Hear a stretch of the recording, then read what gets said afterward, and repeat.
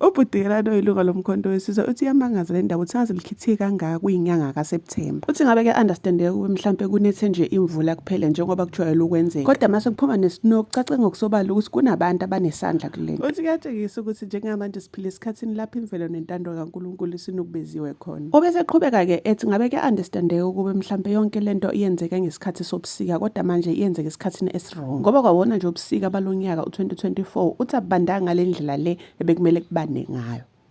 Siyabuka nje isimo sezulu indlela esesishintshele ngayo. Lesi simo sezulu esesiphila ngaphansi kwaso sekuyisimo sezulu esingasaqondisiseki kahle.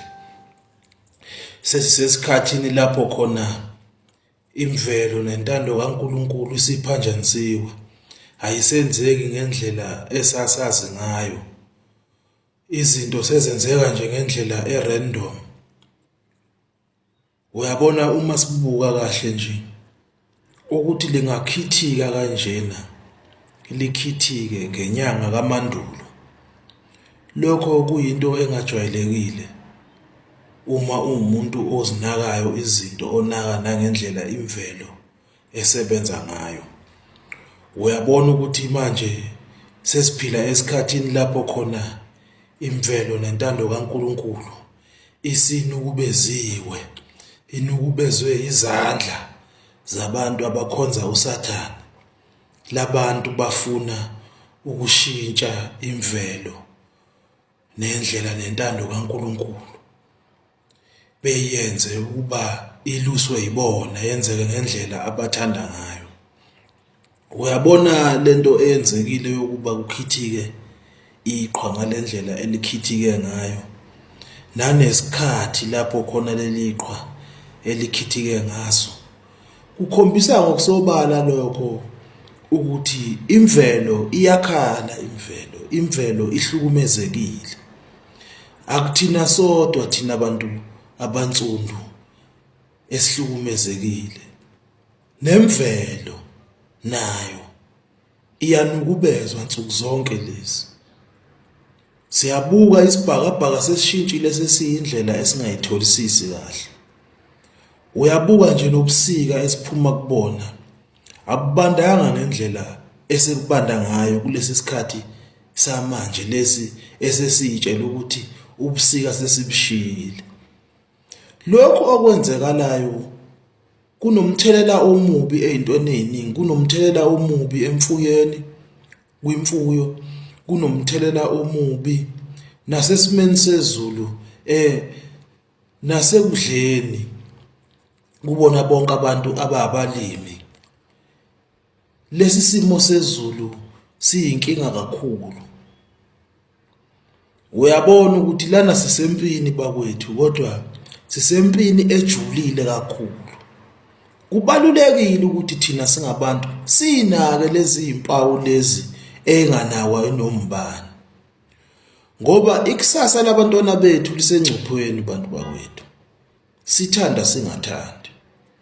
Sibonile futhi nanoma sekwenzeka lento yokuba kuwe iqhwa abantu bevaleleke ezindleleni ezimotweni, kodwa sambona lo hulumeni wenu weGNU igijima nangoSathane. Ayizange ikhombise umnyakazo. Abantu bagodole impela kwaze kwaba nomuntu oshonayo. Abantu abaningi baxakeka impela. Kodwa le GNU yenu ize yanyakaza ngoba isizwa sekunomsindo, sekunembuzo ukuthi hayibo kanti nina umsebenzi wenu yini?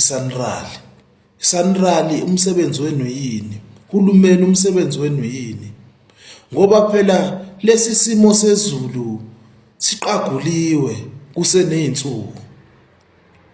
Kwavezwe indabeni ukuba kuzoba nenkinga, kodwa uhulumeni ayikho into ayenzile yokuba okungenani eyivimbe imigwaqo noma efake amasosha nabantu abebezokwazi ukuba besize isikhathi sisekhona. Ukhombisa ngokusobala ukuthi uhulumeni akanandaba nabantu. Uhulumeni unendaba nezinto zakhe. nokuhlomula kwalaba abasebenza kuhulumeni.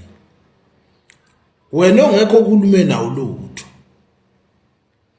Bantu bakithi sithanda singathandi kuyosiphoqa ekugcineni ukuba sisukume silwe nesitha. Isitha kulesi sikhathi samanje akusiyena umlungu. Isitha siwumuntu ozimisele ukusigcina sisenhluphekweni. Akusena msebenzi ukuthi lo muntu umlungu noma uyiNdiya noma uyini.